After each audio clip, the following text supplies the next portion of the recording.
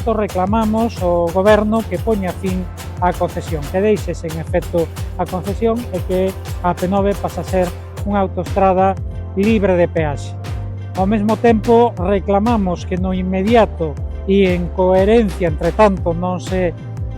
executa esa finalización da concesión, non se apliquen as subas que están previstas, que representaría un incremento de 4% nas peaxes, de maneira que se continúa agravando unha situación que, en todo caso, quen conseguiu que fose aliviada foi o Bloque Nacionalista Galego grazas aos descontos que negociamos, que implican que neste momento un usuario ou usuaria habitual poda circular con descontos de até 75%. Mais unha vez reclamamos ao Goberno